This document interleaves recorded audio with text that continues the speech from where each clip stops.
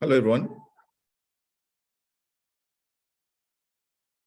Welcome to the second of the webinars in this series where we are highlighting and sensitizing the general population and group of people around the SDG Impact Standards, opportunity that will be kicking off sometime in September. Hi, my name is Frank Aswani. I'm the CEO of AVPA. Dialing in from Johannesburg. It's cold out here. I hope the rest of Africa is warmer than it is in Johannesburg today. It's very unusual for many of us to be in sweaters and jerseys at this time of the day, but it is 13 degrees gray and rainy in Johannesburg. David is lucky to be in Switzerland this time around, so he's enjoying some sunny weather, and Sarah Lisa says she's in Norway and it's cold as well. So I don't feel too bad after all, realizing that we're not the only ones suffering in this cold.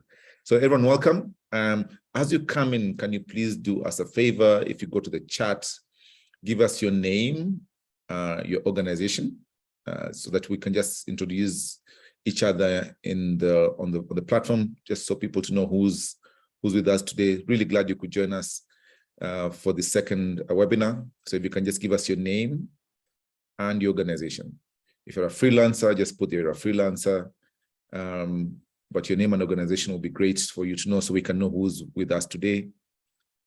But really glad we could have you here. We had a really good first webinar for those of you who were with us a couple of weeks back. Really engaging conversations, and I'm hoping that today's webinar is just as engaging, and that we have as much engagement with the audience as we did the last time. So if you can please come, as you come in, give us your name and your organization. Kanyisa, welcome. Really glad to have Old Mutual represented. There's a big UNDP contingent, which is awesome, since especially because we're doing this program with UNDP, and AVPA is really glad to have UNDP as our partner for this program. Greetings from Dar es Salaam. Shikamo. Jambo, I hope everything is good. Dominic, as always, nice to see you here. Juanita from our sister network Latin Pacto, based in Colombia. Welcome very much. Lorenzo from Angola, thank you for joining us. Kalnisha, it's good to have you here. So Kalnisha has an interesting history with AVPA. She wrote our first constitution many years ago. So it's really good to have her here. Yakuba from Burkina Faso, the NAB task force, thank you for being here. Right, so I think we've got a good group of people here. Stephanie from UNDP, thank you so much. Thank you for joining us. Mr. Kennedy Abiaho from Nigeria. Oh, once again, thank you for joining us. Kennedy works for the government in Nigeria, so really glad to have you here. Carla Ruiz from New York. Good morning. It's an early morning for you, and we're glad you could wake up. I'm hoping you're having some African coffee wherever you are. It's the best to keep you warm in any weather. So thank you so much. Saline, welcome. Priscilla Kutoye, thank you so much for joining us. So Abu, I think let's get people warmed up with Slido, because it's a tool that we're going to use today. So for everyone who's on the call, please get your cell phones ready. We're going to introduce you to a tool that we'll be using throughout the course of today to just give you a bit of an engaging experience as you go through the day today. We'll use this tool severally in the course of the day today. So this is a chance for you to just get used to it.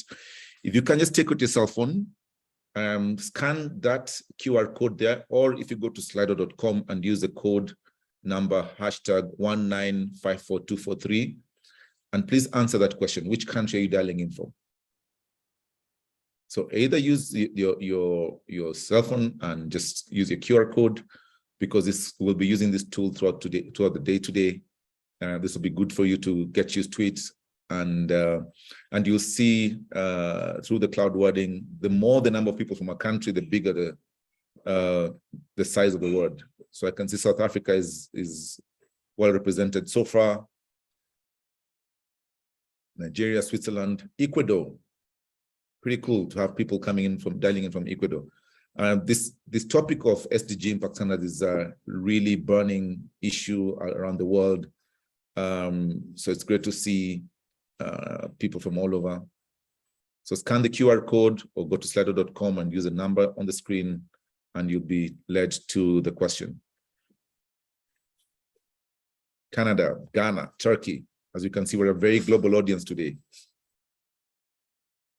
Please put in your country. New York, awesome. Nigeria, great to see. DRC. The person from DRC, by the way, a trip to Kinshasa is on my bucket list.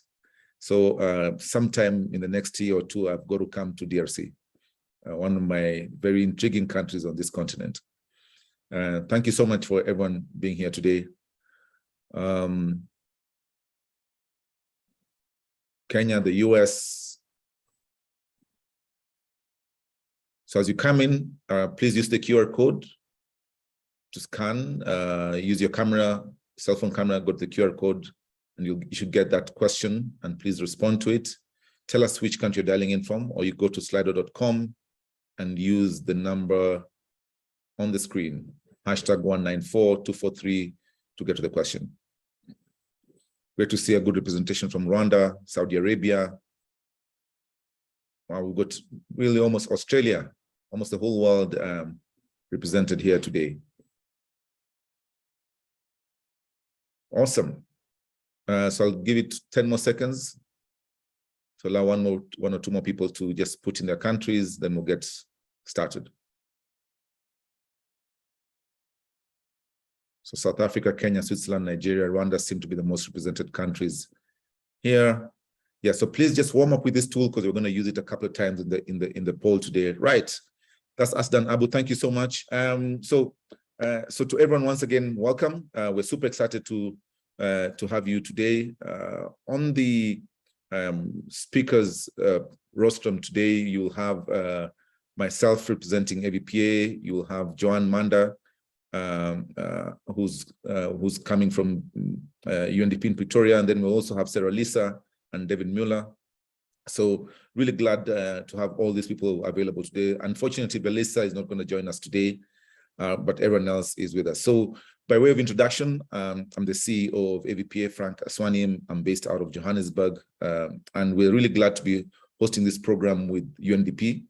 This is an important part of our mission as AVP of trying to see how we can increase the growth of the impact community on the continent. The corporate sector in Africa is a major participant in delivery of economic value on the continent, and we've got to be thinking about closing the SDG gaps, which currently stands at about a financing gap of about $1.2 trillion. We've got to definitely see how we can embrace and bring in the corporate sector as key players in that particular momentum and initiative. So we partnered with UNDP on this program to see how we can create a set of standards that would make it easy to create a framework through which corporates can apply themselves and not only embrace and embed sustainability standards into their strategy and operations, but also be able to be actively participative and connecting with other corporates and compare their own impact to other organizations. And in the process, we as a collective community of impact players can grow across the continent. AVPA is a network of social investors looking to deploy capital for social impact. We bring together organizations deploying grants, debt, or equity. So we're uniquely placed in being able to bring together anything from foundations, corporate or private, to DFIs, aid agencies, corporates, and governments. Our mission is to increase the flow of capital into the African social investment space and ensure that the capital is deployed for maximum social impact. In particular, we're quite keen to see how we can increase private sector participation in addressing social impact on the continent, because we do recognize that we're facing hugely declining funds that traditionally came from aid or government funding, as our growing public debt on the continent puts a lot of strain on our government's ability to fund social investments. So this is another way in which we are trying to bring the private sector into the SDG play, and particularly try to demonstrate to the private sector that finance and purpose are not mutually exclusive. You can do well as you do good. And this is something we'd expect, especially the African corporates, to embrace wholeheartedly in our efforts to make sure that they are also responsible corporate citizens. So to get this us going, I'll invite Joan Manda, who's a senior SDG investment advisor at UNDP, to tell us about the work that UNDP is doing in this space. Joan, over to you. Thank you so much, Frank. And it's really great to see the number of people joining us today again for this second webinar.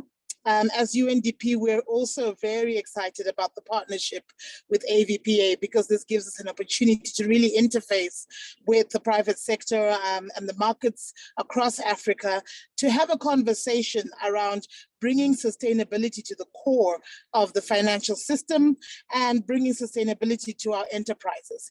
If you were here last week, you recall that I mentioned how COVID really was a wake-up call for all of us in terms of understanding the importance of combining getting an economic return with a social sustainability focus for your businesses. So this event and this webinar is really to begin to have that conversation across the markets.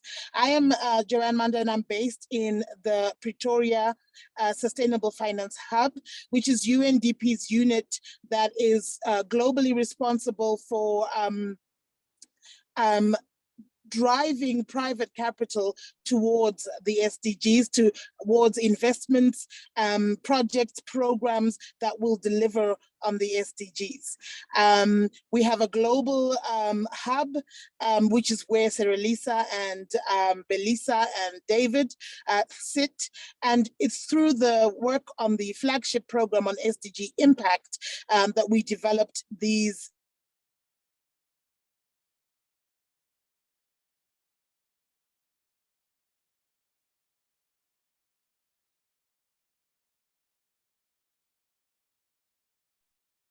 Did we lose John? It seems like something went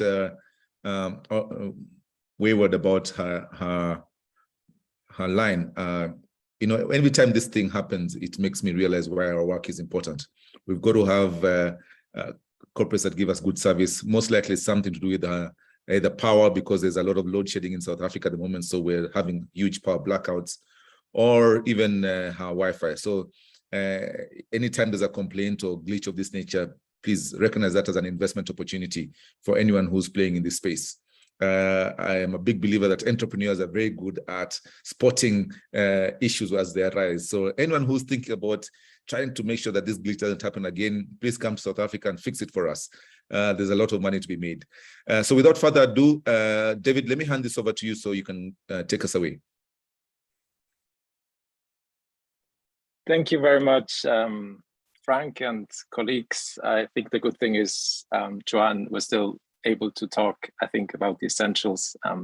So we'll be happy to take it over and continue the conversation that we started last week.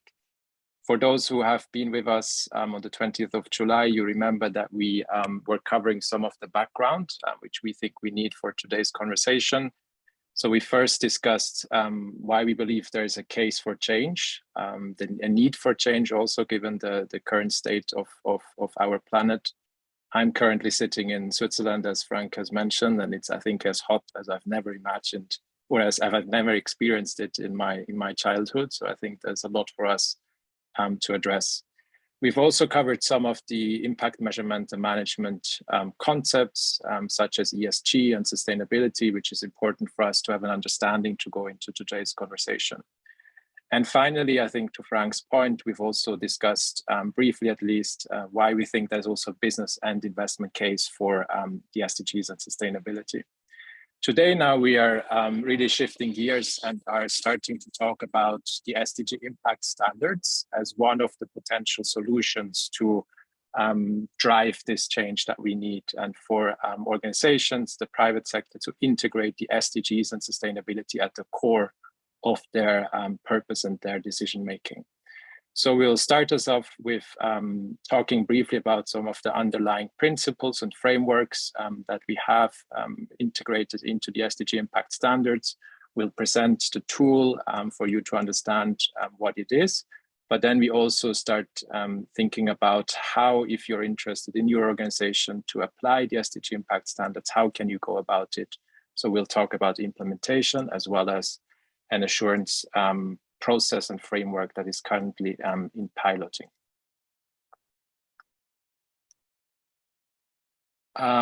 Just maybe a quick recap in terms of the conversation last time for those who were not around and for everybody else to remember what we were discussing. I think the most fundamental reminder we would want to make at the beginning is here that we really want to advocate for a change in perspective. So far, we've really looked at an organization being at the center of the environment or the planet. And it was all about how does the planet affect me?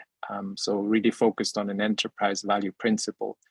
And the new way of thinking about how an organization fits into the bigger picture is essentially really that. So recognizing that we're all part of a bigger system where our organization affects the economy, the society, and also the planet, which then in turn, again, also affects us as an organization. So really a shift in perspective. This would then mean that we have a new normal that we are working towards. At least it's ambitious, but I think we do have the ambition, and it's great to have so many people online because I think that means it's really a cadre of colleagues who are working on the same objectives. So we want to see sustainability not just as an add-on that may be put on some of the reporting as an afterthought, but really think about SDGs on how all business gets done. We want to have action and not just aligning current activities that we may already be pursuing towards the SDGs. We want to use sustainability as a way to make decisions and not just to report on some of the probably positive unintended consequences. And we want to intentionally manage for impact rather than just measuring and reporting on it. This then eventually leads us to really think about sustainability and not just about financial risk management when it comes to some of the economic and social criteria that affect us. I think another good reminder is that we are part of, I think, still an ongoing evolution of the impact management practice. So you may know that a lot of preoccupation has traditionally been in the past around impact measurement, which is really all about reporting, about collecting data and thinking about metrics. I think most of the stakeholders have moved on to add the additional element of impact management, which is then essentially taking that data that we are collecting to think about, so what are the deviations that we are seeing and how can we improve some of the results that we have as an organization? So start working with that data towards improvement. And the context for today's discussion is, I think, taking this a step forward, what we will call managing for impact. And here the essential piece is that we want to see, as you may have heard, sustainability and impact at the core of an organization's purpose, so that we can help the organization to improve and manage the interrelated impacts from a financial or economic, social, and environmental dimension. And with that, before moving further into the actual SDG Impact Standards, I hand over to Sarah-Lisa to talk a little bit about some of the underpinning frameworks. Over to you, Sarah-Lisa. Thanks, David. And thank you all for being here. It's very exciting to be able to talk to such a crowd. So thank you. And to get started on this, I think we are going to mix it up a bit by adding in a poll. Am I correct? That's right. So now if you can all get out your Slidos again, what we would like is for you to pick out of a list of options which frameworks you think are important for you as the private sector when you're thinking about sustainability and impact.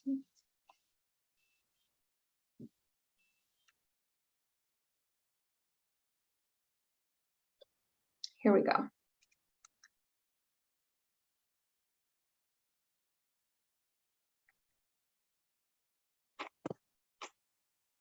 Great, we have 6 responses that have come in, and I believe you can pick one or several. 9 responses. Okay, the SDGs are high up there. Was it the name that gave it away? Anyone else? 10 people responding. All right, so the Paris Agreement on climate change is high up there. followed by human rights. Sustainable development is still getting 89% of the votes. 21. Okay, so you can 92% pick the SDGs. Fewer on the rest. Has anyone voted on others? 4%. Okay, so if you responded others, can you please put in the chat what those would be?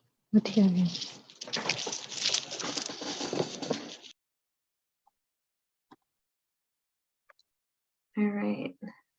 Oh, the Sendai framework is not very popular. I think they need to do some outreach and communication. Okay, we have 26 responses. Let's give it 20 more seconds. So hurry up and respond, and then we'll move on.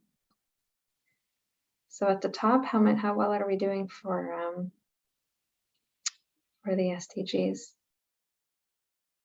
Health, very important. Thank you.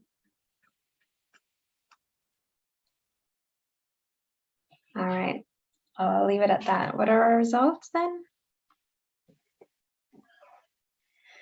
So the question here was, which frameworks are important for the private sector when they're thinking about sustainability and impacts? And it seems that most people have, yes. So most people haven't heard about, thank you, Megan, for your comment in the chat. We've listed a lot of frameworks and documents and principles that maybe many of you aren't familiar with. So the UN loves making principles and guidelines and frameworks that are all very useful, but I guess our outreach and communication isn't always that high, but these are multi-country international agreements or principles or conventions. And the answer, quite simply, is that they are all critical for the private sector when thinking about impact and sustainability. So even though we're coming to you speaking about Sustainable Development Goals, which are these 15 goals that all the countries of the world agreed to in 2015 that are meant to be achieved by 2030. And one of the goals has got to do with health for all as well, with regards to the comment in the chat. The other frameworks are also really important. So climate change is something that the private sector is contributing to and has a responsibility towards. So when you're thinking about your impacts, thinking about your impacts on climate, on the planet, on biodiversity is really important. Human rights, we'll see, is also really essential, and I will touch on the other principles that we've listed as well in the next slides. So I think we can leave this and go on to the next for the shortest, tiniest, least boring, I hope, introduction to the frameworks you'll ever see. Okay, so 15 seconds or less. This slide shows you the Sustainable Development Goals in yellow, the Sendai Framework for Disaster Risk Reduction in blue, and the Paris Agreement on climate change in green. And all the arrows just mean that they're all related to each other. The SDGs by themselves can't be achieved unless you're also working towards reducing climate change and if you're actively working towards disaster risk reduction. So these are sort of complementary frameworks that work together, and we have to make progress on all of them to deliver a better world for all. Great. And then I got a question earlier about whether the human rights was actually relevant to this discussion. And I am not a human rights person, but people who are specialized in human rights are sometimes a bit vocal about the fact that Sustainable Development Goals should be stronger on human rights. But if you read the Sustainable Development Goals, what you see is that they say that human rights are really the basis for all 17 Sustainable Development Goals. So the human rights are both an outcome, let's say, of achieving the SDGs, but are also essential to make progress on the SDGs. So it's kind of like a loop. But basically, human rights cover the rights of the person. Traditionally, we've thought about the state being the one responsible for providing safeguards on human rights and providing human rights to people and redress in case that they're not met. But as we know, and as we see, the private sector is a really important actor that can both make human rights more achievable for people and can cause human rights harms to people. So when we talk about sustainable development, that's not a substitute for doing human rights due diligence. And when we're talking about in the session today about the SDG Impact Standards for managing your impacts and sustainability, the minimum for that, in order to do well by the standards, in order to deliver on sustainability, you cannot do that if you are having a negative impact on human rights. So really the starting point for all of this discussion that we're going to have is respect for human rights. Is your organization contributing to making human rights harder to achieve? Are you having negative impacts on human rights? And making sure that those are taken away. And then looking forward towards, okay, what can be done even better? Where are the positive contributions? But not having a negative impact on human rights is really the basis for the standards and for sustainability. If you have a lot of free time and want to read more things, or if you want to really adopt the standards seriously, what can be a very helpful thing as well is the UN Guiding Principles on Business and Human Rights. So the second part of that one really talks about the role of business. So I won't go into that, but the standards are based on these guiding principles as well, and help you bring these principles from a document into practice within your organization. So our standards that we'll talk about today are sort of the bridge between these principles and your day-to-day functioning as an organization. Likewise for the 10 principles, so some of you might have heard of the UN Global Compact. They came up with 10 principles that the private sector would adopt if they wanted to be part of the UN Global Compact. They are about human rights, labor standards, labor rights, the environment, and anti-corruption. And these are also embedded in the standards. So when we're talking about the standards later on, they don't replace this, but they have taken this and made it part of the broader standards. So by adopting the standards, you would also be complying with the UN Global Compact 10 principles. And the same applies to UN Women's Principles. So that's another UN organization. We have a lot of UN organizations, and they have 7 principles for gender equality. So how can you empower women and create greater gender equality for men and women and others within your organizations? And they came up with these 7 principles. And we expect that any adopter of the standard also comply by these 7 principles. So I encourage you to get familiar with them in your own time. All right, that's the end of the background session. And I think now handing it back to David. Hopefully you're all still awake. Thank you very much, Alisa, for sharing how some of those frameworks, which maybe not everybody is fully aware, but I think it's important to get a sense that this is where we are starting off. And as you realize, this is really just an introduction to the topic. So if you have time and can go and read up on it, please do so. But now we will go into a bit more depth in terms of what the SDG Impact Standards actually are. So I think it's, as you may have heard from some of the introductions, we're really thinking here of an internal decision-making framework. So it's essentially a tool that you as an organization, be it a business or an investor, can use to, in the long term, be more sustainable, be more resilient, and be more prosperous. At the core of the SDG Impact Standards, we have 4 fundamental themes, which you can see here on the left. At the very center of it, it's strategy, surrounded by management approach and transparency, and rounded up with the issue of governance. And in all of those fundamental themes, we want sustainability and the SDGs to be integrated firmly. And we will learn a bit more in terms of how that can actually happen with some of the guidance and support that we are providing. At the outset, I think it's also important to emphasize that the SDG Impact Standards are not reporting standards, because that is often a preoccupation from some of the colleagues.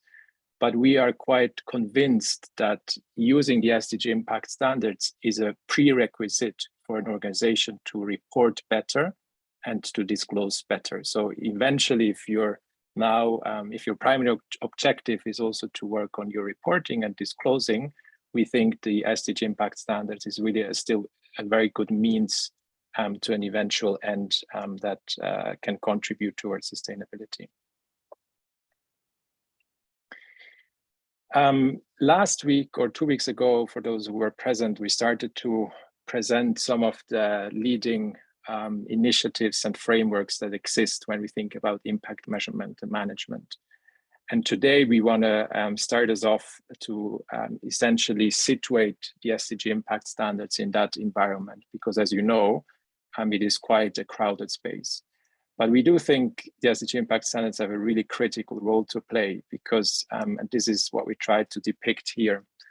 On the one end, we have the high-level principles, which you see here on top. They really provide you with the direction and the purpose that you are striving towards as an organization. And here an example could be the operating principles for impact management. That's on the one side of the spectrum. On the other side of the spectrum, you have some of the impact management tools and also some of the external disclosure tools, which we also started to allude to when we were talking about impact measurement and impact management.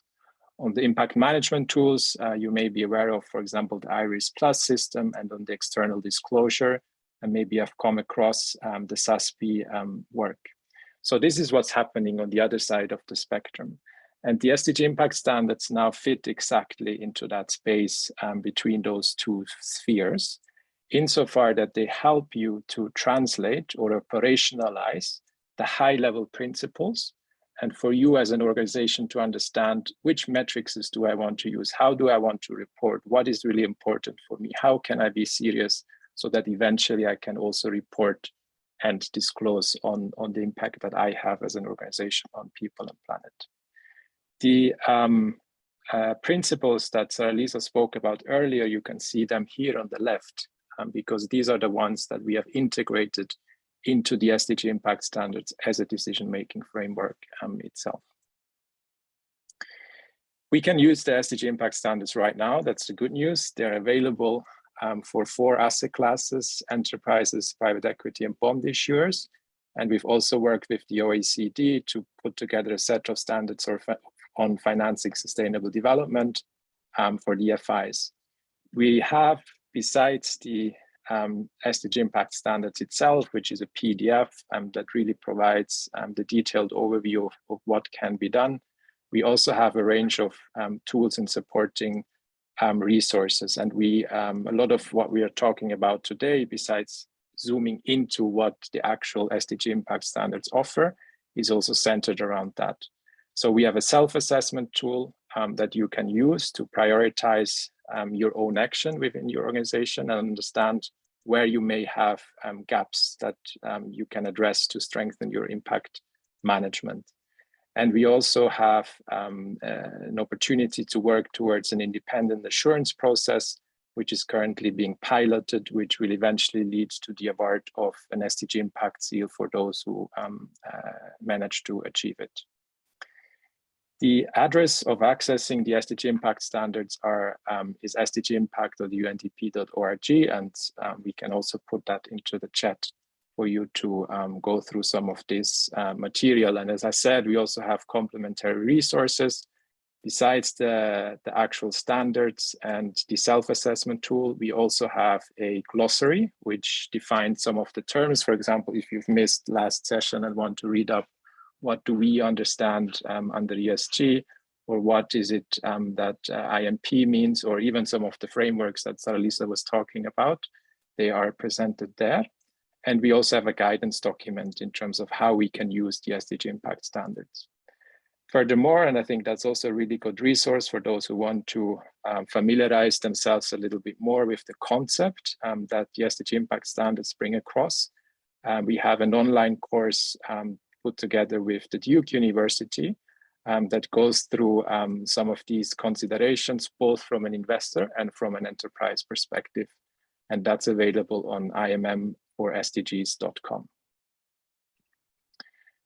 With that, I hand back over to Sarah Lisa to now actually tell us what it means to be using the SDG Impact Standards, so becoming a bit more concrete. Thanks, David.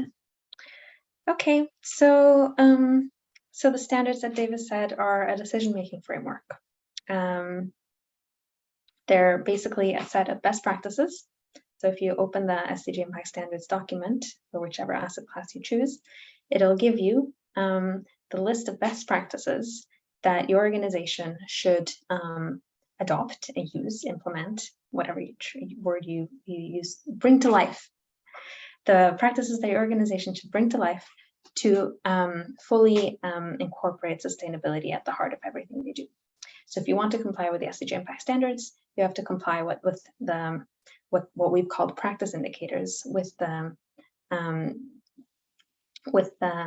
descriptions of how your practice should look. That's in the standards. So what we did, though, to make it easier to understand, it was that we turned it into a process. So the standards, as David showed earlier, they look at an organization's internal decision-making practices. So they're all about how you function as an organization in your day-to-day, how you're set up, what your management approaches and practices are. So the standards are divided into 4 sections. The first is about strategy. The second one is about management approach. The next is about transparency and disclosures. And the last one is about governance. And this is something that any organization will recognize, right? You'll have your business and you'll have a strategy for, I don't know, what your business plan is. So maybe your business is providing furniture, selling or building furniture. So you'll have a strategy, you'll have a certain management approach, you'll have certain people on board, you will be having certain salaries, you will have certain ways that you're measuring your sales, for example, or your customer satisfaction. You'll have your management tools and systems in place. Maybe you'll have reports, annual reports. So on the transparency and disclosure side, maybe they go externally, maybe not, but you'll do some sort of reporting and disclosure of what you're achieving, whether internally or externally. And then you'll have a certain governance structure. So if you're a large company, you might have a board, or you have a CEO or a leadership structure. In any case, these are things that all organizations, no matter what type of organization really, have. So what the standards are really about is, okay, if I'm serious about sustainability, then sustainability should be central throughout the organization and everything that we do, including in our strategy, in our management approach, in our transparency, and in our governance. So the standards show you how to do that. So they're really a way to take all these big principles and frameworks that we talked about earlier and making them practical into, okay, what does that mean for me as a business or as an investor? What do I need to do differently to really be sustainable? So in the standards, you'll see the full set of practices that are required. And we've taken all those practices and reorganized them into these 12 steps that you see in front of you. So we call these the enterprise actions, but we have the equivalent one for private equity funds, for bonds issuers. So basically, these are the SDG Impact actions. And though they're written as 1 to 12 sort of story, they don't necessarily happen in that order. So as we talk through this, you'll see that a lot of these things are things that you're already doing as an organization, if you're a private business or an investor. And what the story here is really about is, okay, what would it mean to embed sustainability in that? So I'll just talk you through this. So this is the process of embedding the standards in your organization. The first step is really to commit, because unless you're serious about sustainability, you want to contribute positively to sustainability and reduce your negative impacts, we go nowhere, right? So the organization needs to be committed and decide that, yes, okay, we want to operate sustainably and make a positive contribution to the SDGs. That's step 1. Without that, we have nothing. Once you have that, where there's a will, there's a way. So then the rest follows. So in step 2, then this is really in the strategy part. So we suggest to start by strategy. So what's your strategy as a business? And how do you embed sustainability in that? So step 2 is really to understand. Understand what is the context that you're operating in, what are the sustainability issues, and what impacts are you having as an organization? negative and positive, direct and indirect, and on who. So this is really a stock taking and an analysis, trying to understand, okay, what are my impacts in the world on social and environmental issues, but also economic. Based on that, you can then understand where you can have the most significant positive impact.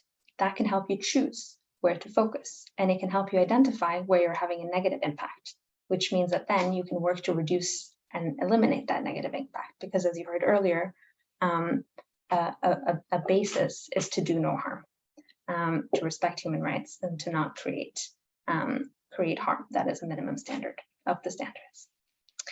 So once you've done that in step 2, so step 2 is really big. It's grappling with, what are my impacts? What am I doing? What could I do better? Who are my stakeholders? What do they think?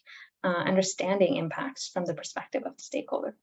Once you've done all that and understood what are the most significant impacts for your organization that you're having on the world, then you can integrate that into your purpose and strategy. So whatever your business purpose is, whatever your existing business strategy is, now that you've learned what you've learned about sustainability, the SDGs, and your impact on the world around you, how does that change your purpose and strategy? How do you need to change to be able to deliver positive financial returns and profit, of course, and stay in business, but also positive impacts on the world around you? In step 4, you set goals. So, okay, you commit to sustainability in step 1. You understand where you can have the most positive impacts and where you need to reduce your negative impacts in 2. You integrate that into your business plan. You say, okay, this is how we're going to do it. And then in 4, you have to set goals so that you can know what you're aiming for, what you're driving to, how are you going to measure your success. And step 5, this is something that we'll see again. This is the concept of integrating all this work over time and adjusting as you learn. So you'll do this one time, right? Steps, especially step 2. But as you do your work, as time goes on, you will learn more. So step 5 is really kind of like a floating step, because step 5 is really about ensuring that as time goes on, as you learn more, as you get more familiar with your impacts and your stakeholders, that you keep adjusting and need your strategy and your practices over time to keep delivering positive impact and reduce your negative impact. So when we talk about the strategy part of the standards, that's really what it's about. It's setting a business strategy or an investor strategy that takes sustainability at the core, that really grapples with the impacts that you are having on the world around you. It engages the stakeholders, meaning the people who are experiencing the impacts directly, to learn, and then it sets a business strategy or an investment strategy that puts those sustainability impacts on the same level as profit. Okay, so that's all nice, but how do you deliver on that? And that's when we come to management approach. So you have a strategy, you have a goal, you know what you want, you know what your impacts are, this is going to work. How do you deliver on that? Well, you have to make sure that you have the right people, the right culture, the skills. You need, all these things in place to be able to deliver. So maybe you need somebody who knows more about social impact and work with them, or maybe you need to align your culture better with human rights principles. Then you need to do step 7, which is developing an IMM framework. So as David mentioned earlier, impact measurement and management is all about deciding, okay, or figuring out what are your impacts that you're working towards, what's the baseline, what are you aiming for, how big is your impact going to be. This is all about measuring, tracking progress, and making sure that you're using what you're learning, that data, to keep improving your way of working. And to check whether you're reaching your goals or not, what needs to change, etc. So in step 7, you're really developing your IMM framework, if you don't have it already, to track your impacts, to set to follow up on your goals, and to also understand what's good enough. If I want to reduce paper waste, is it enough that I reduce it by 2%? Or is that not big enough to make a difference to the world? In step 8, that's when we want you to, so in step 7, you created your IMM system. In step 8, we want you to put that IMM system into use. So that's really where you put it into practice. You embed it into, for example, what you're already doing in terms of collecting, I don't know, data on customer sales. And you make sure that you have the systems in place to use that information from the IMM system into your decision-making across the organization.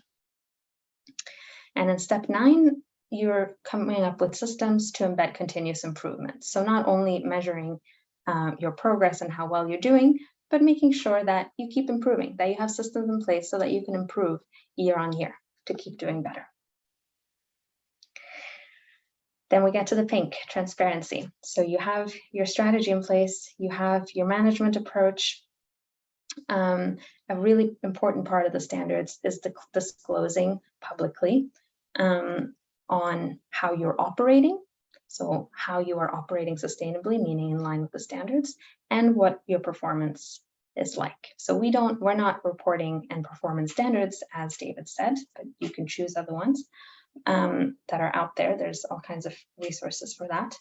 But what the standards do ask you to is that you have to disclose your impacts. You have to disclose the way that you're impacting people on the planet and communicate openly to your stakeholders, meaning the people who are experiencing the impacts. What you're doing, how you're reducing negative, how you're contributing to positive. Then the last 2, I feel like I've spoken for a lot now. And so believe it or not, this is a simplified version. Your governance structure. You can have done all this, but if at the top, like top leadership doesn't care, it's not gonna go anywhere. If your board is in the end going to reward financial profit alone and not impact, then it's not going to matter. So steps 11 and 12 are really about, okay, how do the governance framework of the organization, whatever it might be, how will that need to change to make sure that that one too is living and breathing impact? So how do you make sure that sustainability is considered equally important as profit and becomes one of the things to strive for? That is a measure of success, your impacts and the way that you're operating for impact. And in step 12, it's really about ensuring that whatever your governing body is, that it leads by example. Because the tone at the top is so important, and practicing what you're preaching is really important. So you can talk about diversity all day long, but if your board is not diverse, then what does that really mean, for example? So that's a really essential step as well. Okay, so that's really the 12 steps of the standards. I think I sort of spoke to these. These are what are the objectives of each of the actions, and I think this we already covered really. David, do you think it's useful that I go through these, or we're good? Yeah, we'll share the slides later so you can go through it. But they're basically about why these 12 steps. Okay, and if you're not tired of me yet, okay, I have a question in the comments, so maybe I'll just take that to give you all a breather from my monologue. Could you explain what a strategy is or what it entails? Thank you for an impossible question to answer. I love those. So a strategy is, in a sense, God, how do we define strategy? It's how you define what you're planning, what your objectives are. A strategy really entails, what's your purpose? What do you want to, perfect, Owen, thank you. Direction of travel and how you'll do it. What's your purpose? What do you want to achieve? What is your reason for being? And what are you going to deliver or do? Kate says strategy is the pathway for achieving your objectives. Anyone else want to contribute? David? Well, I think just to add that it's I guess the most essential part, and that's also why we have in the visualization put it into the center, because that's where it all starts, right? So if we are taking the definition of Kate, for example, the pathway, it shows you what you want to do and how you're going to achieve it. So I think those definitions are quite helpful. Thank you. Excellent. Thank you so much. So now I have 3 slides that I won't go through in detail, but they look like this. It's this table that has the business actions at the top, and then underneath in yellow are these things that we're calling practice indicators. So the standards are basically the set of practice indicators. The practice indicators are the best practices that you need to do to be sustainable. And so if you read the standards, it will just have the list of practice indicators and they're numbered. So it's 1-1, this, 1-1-1, do this. Okay. So what we did was that we sort of took them out of order and organized them according to these 12 steps. So if you want to understand what is the link between the standards and these 12 actions, it's through these tables. And you can find that also online in our document called About the Standards. But we'll share the slides as well. So basically, this is the link.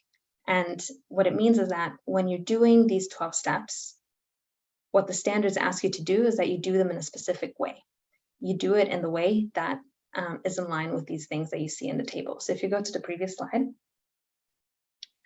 I'll just talk through some of them, especially number 2, because I think number 2 is really interesting.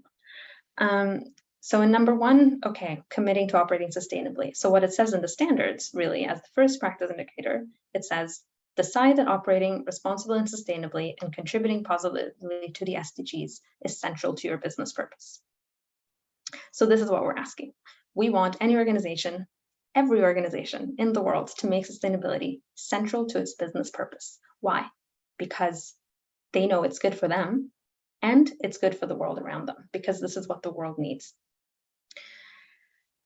In number 2, when we're talking about how to understand your context and set your strategy, once you start wanting to do this in practice in your organization, you're going to want to go to the standards and see what do they say, because it will explain to you how to do that in a way that is in line with all these principles that we saw before. So what the standards ask you to do is, first of all, to increase your understanding of your sustainability context. And so what is the status of the SDGs in the places you're operating? And this is not just in your country that you're physically based, but anywhere that your value chain is touching. So throughout your operations. It also asks you, very importantly, to identify and engage with your stakeholders and understand what matters most to them. So this is super essential in the standards. We don't want to just the management team or the sustainability team or whoever in our organization to sit there and try and talk about the impacts that affect others without actually engaging with those people and hearing about what they're experiencing in their own terms. So what the standards, what is really needed for sustainability and for the standards is to actually listen to the people who are being impacted, to engage with them and make sure that understanding, their understandings, their priorities feeds into how you make your decisions. And then the third point is mapping your current and future impacts. So, and this step is really interesting and is usually quite a lot of work because it's all about figuring out what are your current impacts now, also in the future, what might they be throughout your value chain, and which of these impacts are most important for the people who are experiencing them. So I'll leave this at that, and you can read the rest on your own terms, I think. But for each business, the takeaway is really for each business action, they're underpinned by different behaviors that your organization needs to adopt if they want to claim that they are operating sustainably. And the standards give you information and guidance on how to do that in the standards themselves and in the guidance document that David mentioned. So online, there's the guidance for the SDG Impact Standards for enterprises, for example, that really go into detail. All right, I feel like I've spoken enough. Thank you all for your patience, and I'll hand back to David, and then we also are eager to get your questions and comments later on. Thank you so much. that was, I think, really helpful. I think we started off at the very conceptual level, talking about integrating SDGs into your core decision-making practice. But I think now Saralisa managed to tell you what that actually means. And I think now we would like to throw the ball back at you and see what you think. So we've basically now told you the principle of the SDG Impact Standards, but we would love to hear from you. In terms of what do you think would you need to actually start using a decision-making framework like the SDG Impact Standards? And we have another poll for that, which Abu can bring up kindly.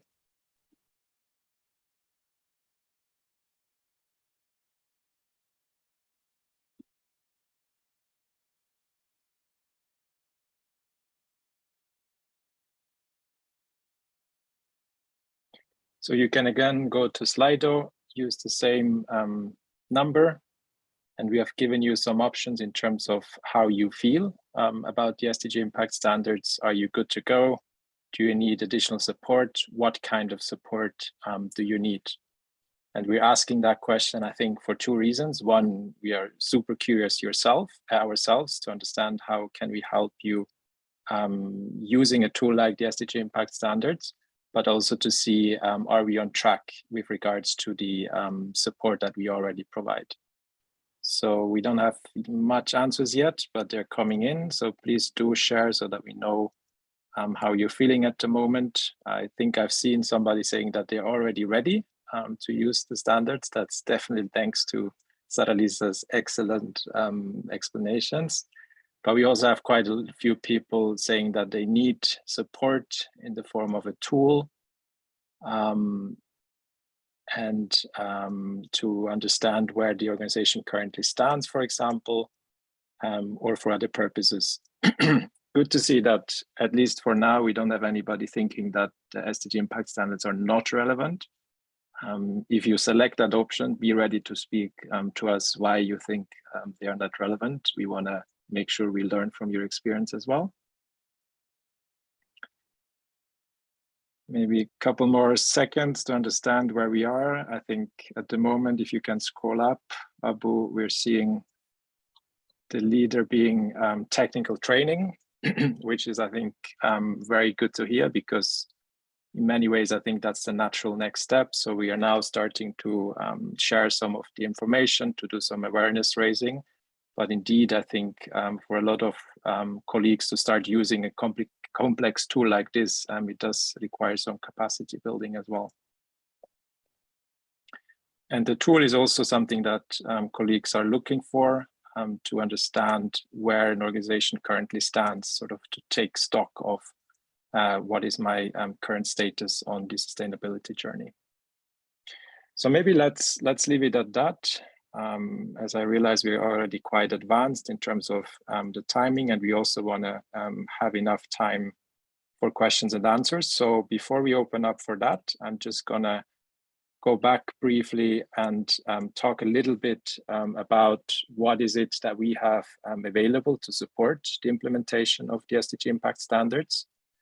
I think what we've heard from the polls really quite aligns with what we have available. You've already heard really quickly about the self-assessment tool that we have put together. It's an Excel file. It's relatively simple and easy to use, but it's meant to really build on that approach of the enterprise actions to concretely show you how can you track progress and how can you prioritize action, as well as prepare for assurance using the SDG Impact Standards and considering sustainability.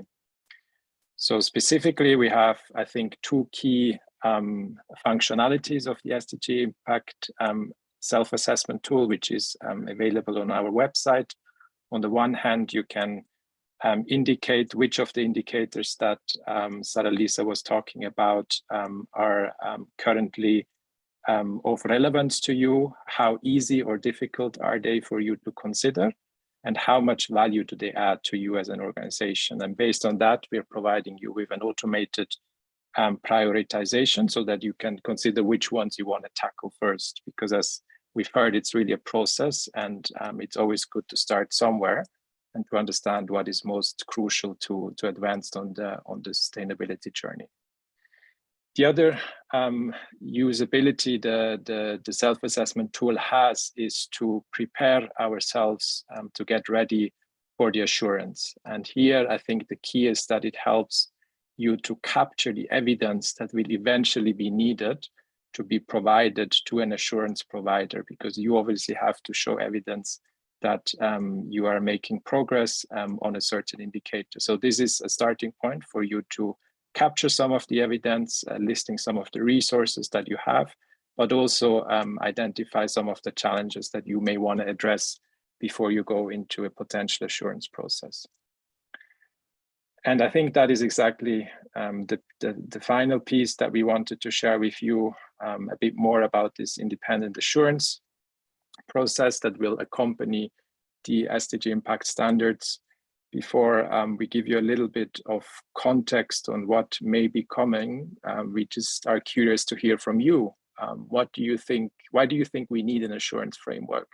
What are the benefits of having an assurance process in place when already, as you have heard, we have self-assessment tools, the SDG Impact Standards are available online? So maybe, Abu, if you could please put on the Slido again, and colleagues could go back onto the website, and we again have a couple of predefined options that you could explore.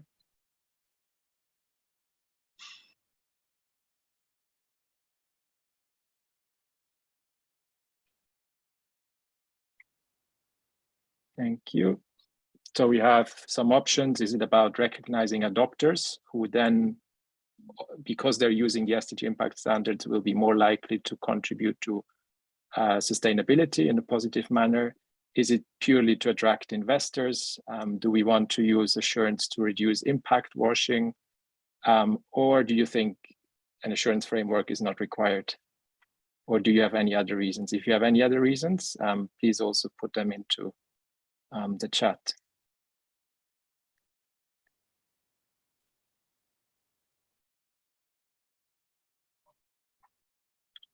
Slido.com, and the number is 1954243. We're seeing, I think, two priority areas. One, to go against impact washing and creating transparency, which I think is leading at the moment. Definitely a very critical aspect of the whole concept of the SDG Impact Standards, but more so also on the assurance framework.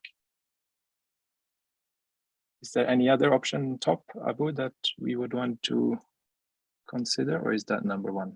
Okay, that's number one.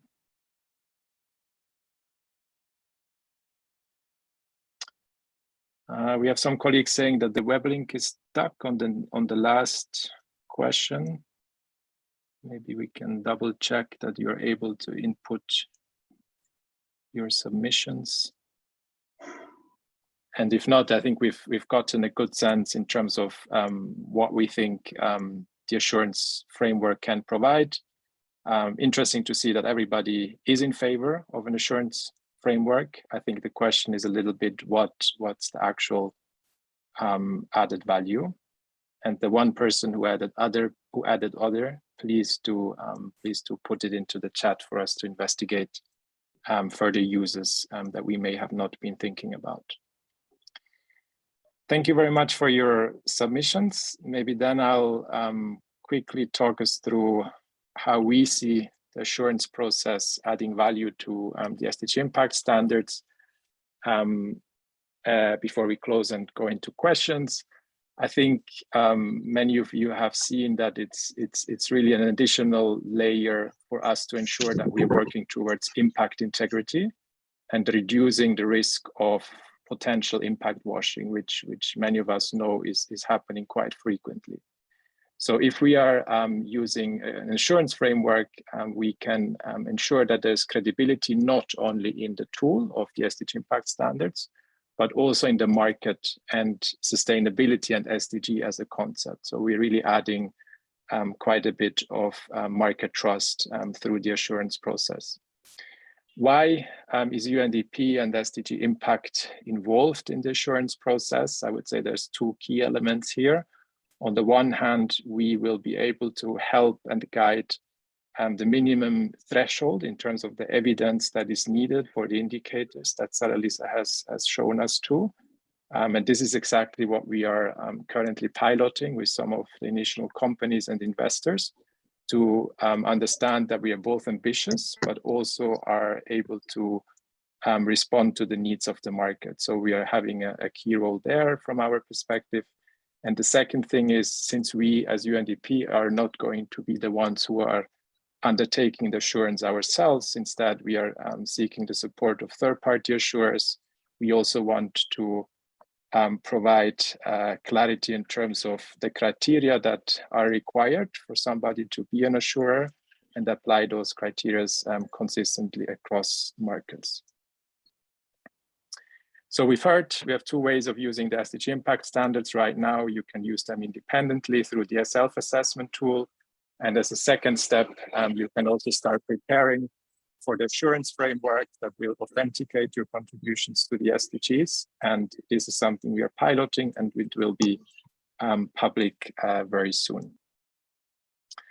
Finally, just to emphasize also what Sarah-Lisa earlier on spoke to about this being continuous improvement work. We do want to really stress that adopting the SDG Impact Standard is not something that any organization does overnight. It's really a journey. So usually we say it starts with creating awareness in terms of the relevance of impact that we have as part within our organization.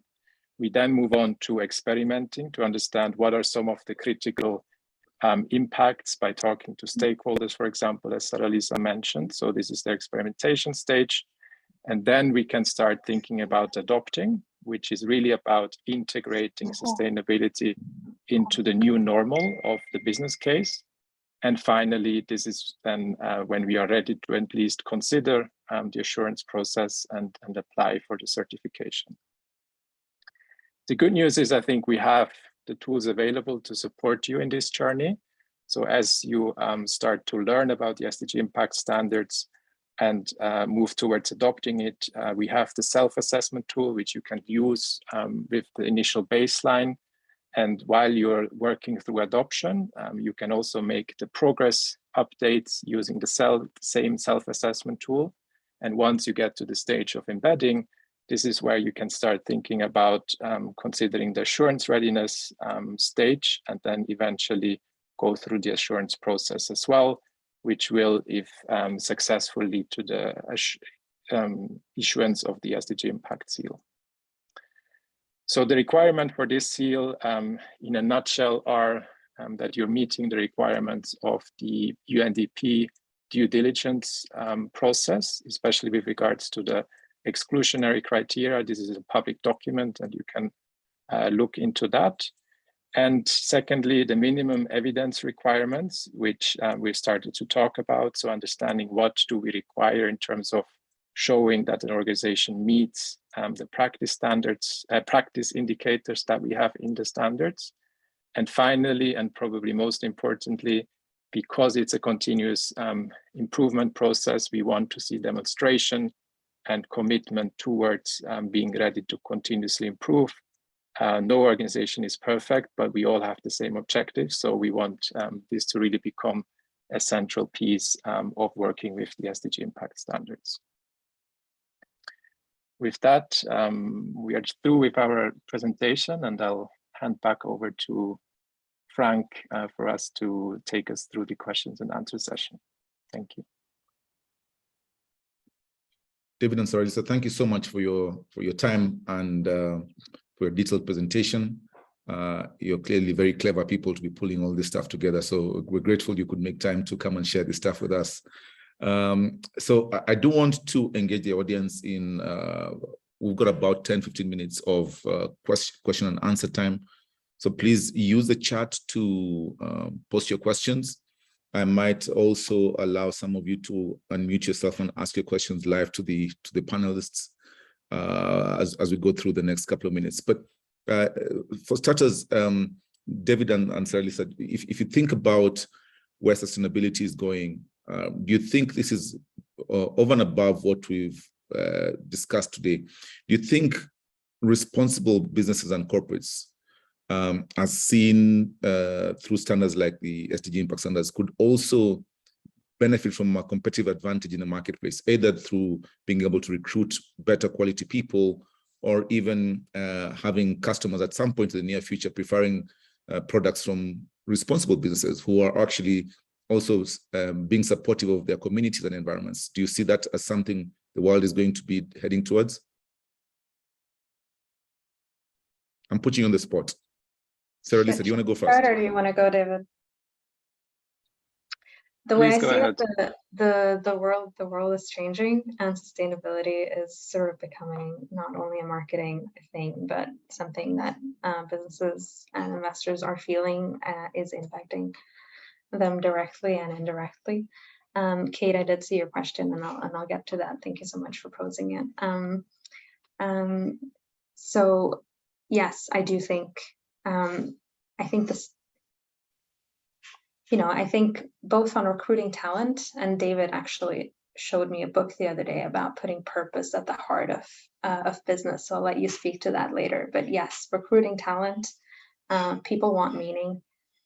Most people are good and want to see good, and it is not bad to want to make money. We need money to live in most of the societies that we live in, and most of us want to create positive value. Impact can be really daunting, scary, difficult. How do you deal with such a big thing as climate change? It's easier to put your head in the sand. But things are happening. It's too cold in South Africa and it's too hot in Switzerland. People often feel powerless. What do we do? And how do we keep staying relevant as the world changes, as people's preferences change, as people's needs change? So sustainability, as we saw in the last session, offers both an opportunity for businesses to come with new products, new services, new solutions to problems that are now new, and some that are old that the world is facing, and to really adjust and become like an organization that's fit for purpose for the present and the future. And it's also an opportunity to revisit what you're doing and rethink and change where you do have a negative impact, and do something that will be positive, not just for yourself, but for your grandchildren and for your communities and for the broader world. And I think a lot of people want to do this, and it's really difficult. And I think the standards make it easier, because standards are standards. The SDG Impact Standards are about managing a new way of doing business, a new way of managing your operations. And if sustainability is such a big thing in our world, if social and environmental impacts are affecting all of us individually and our businesses, how do we adjust to that? And really they are, the more healthy our communities are, the more gender equal they are, the more we consume sustainably, the more rich we'll all be. Maybe not just in terms of money, but in terms of broader measures of wealth, but also in terms of money. So I think, yes, absolutely. I think first movers will have a great advantage.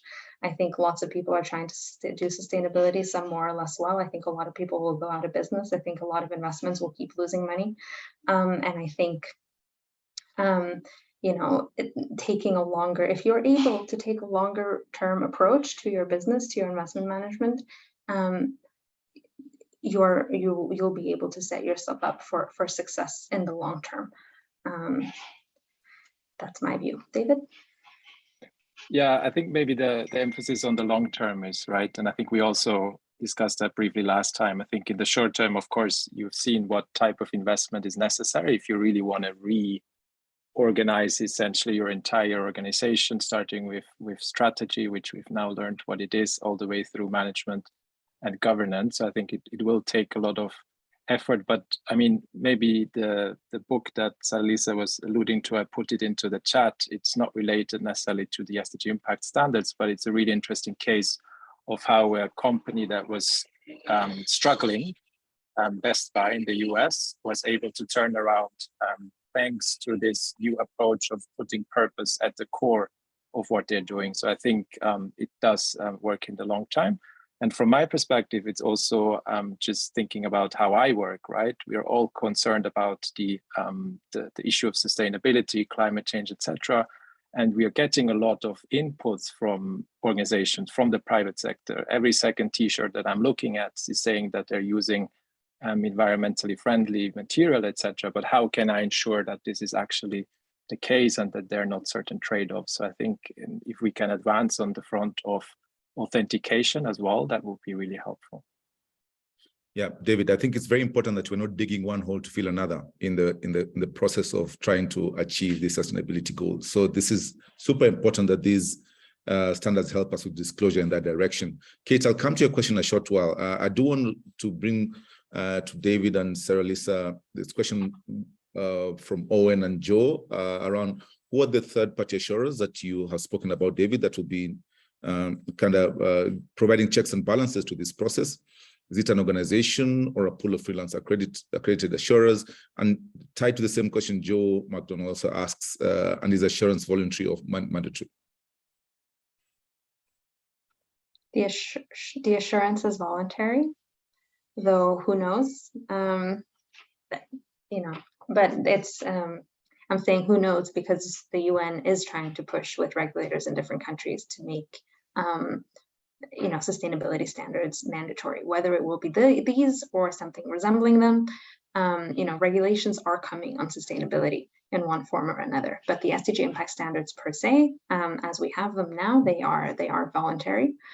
So you can use the standards even without getting assured, of course, but no one will be able to actually authenticate that you're using them properly and are actually in line with the standards unless you do get assured. So that's the answer to you, Joe. Thank you. And for Owen, unless I don't want to steal all the questions, David, should I keep going? Do you want to answer? Yeah, keep going and answer, Owen. Please go ahead. Yeah.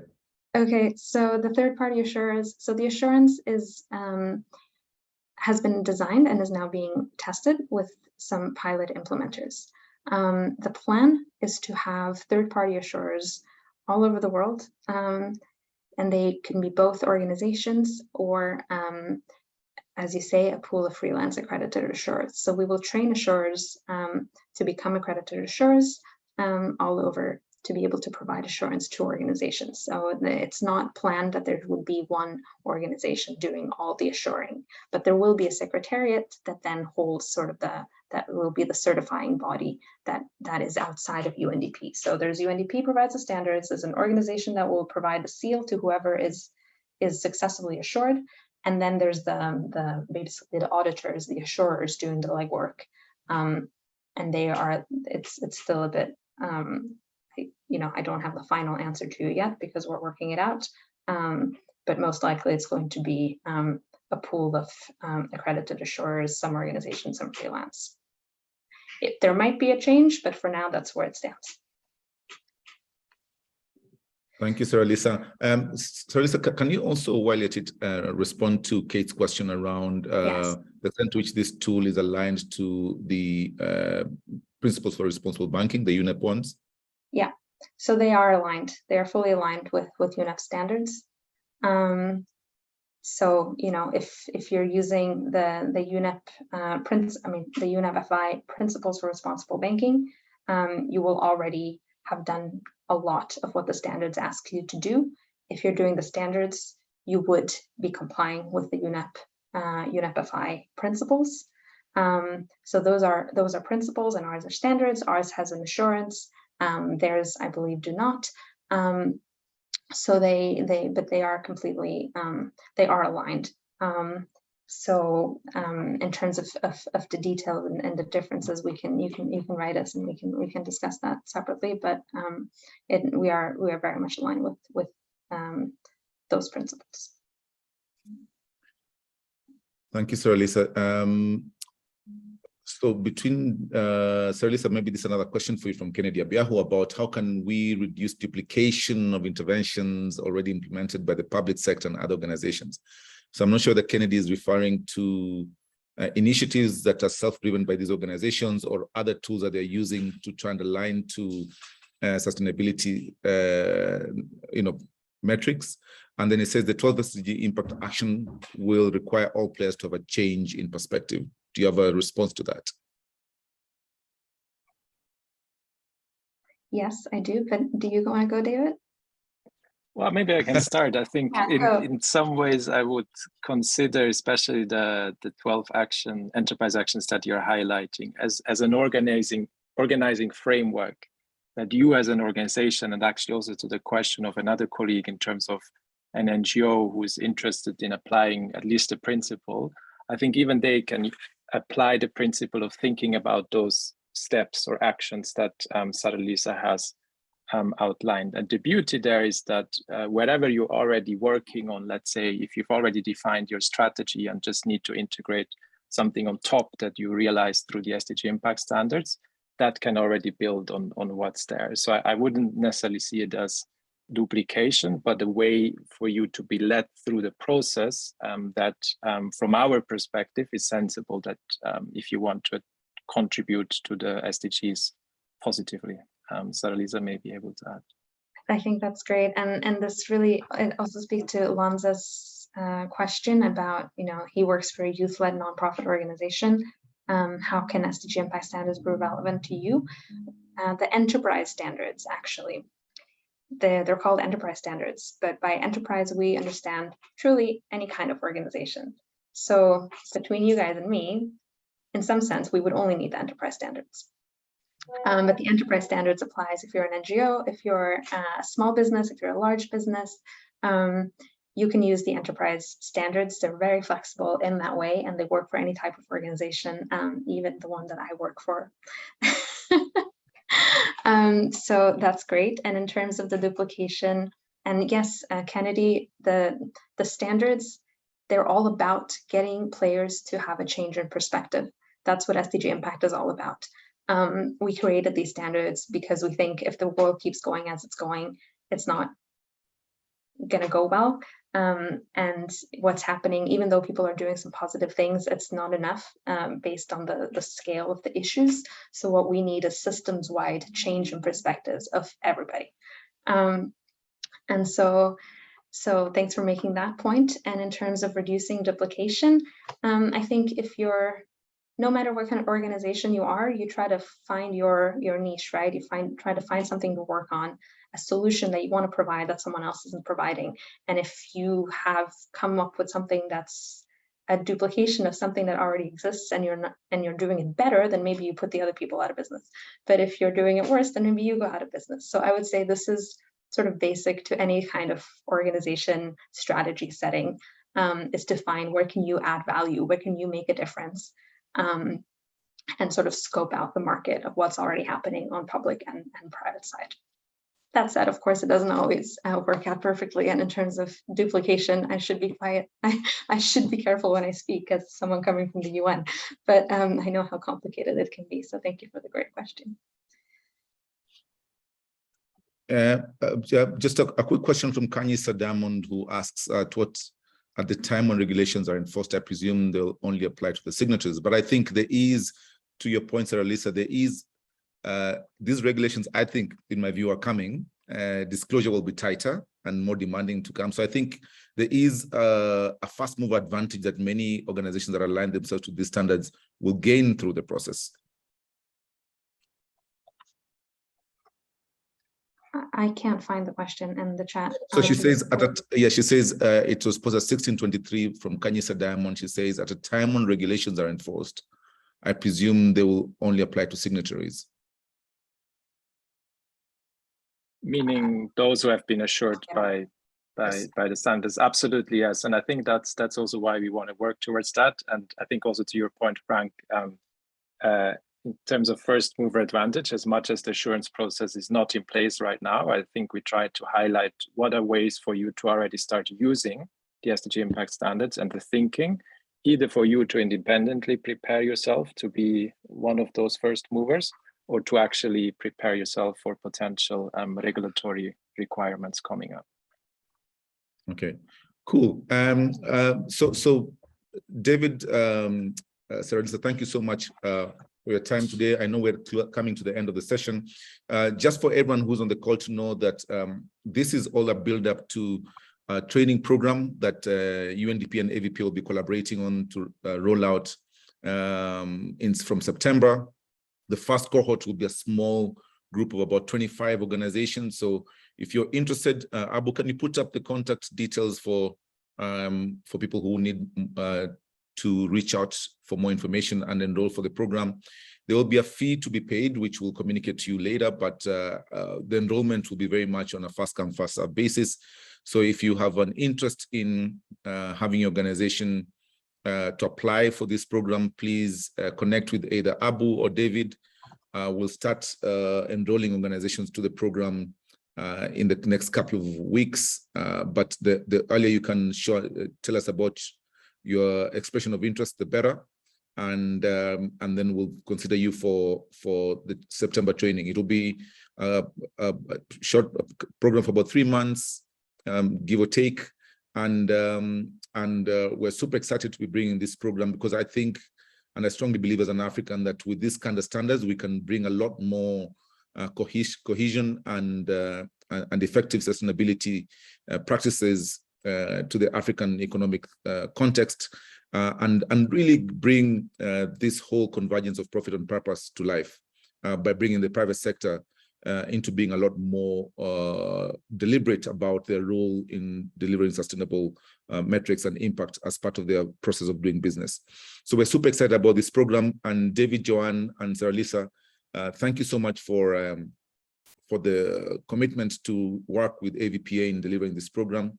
And we're looking forward to working with many more, especially to get this inaugural program going. We hope to run then after this a lot more of these programs for corporate partners going forward, but super excited about doing this with UNDP. So if there are no more questions, and I'm very cognizant of the time, it's exactly 4:30 South Africa time, and I want to respect people who have given us the time to be with us today. I'd like to close this webinar. But you've got all our contacts.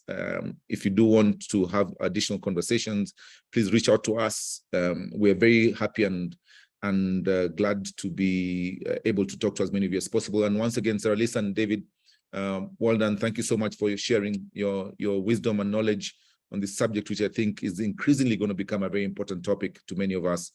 And to all who joined us, you'll be getting a recording of this program, of this webinar, and the slides as well. And we look forward to connecting with you and staying in touch. Thank you so much. Thank you very much, Frank. Thanks, everybody.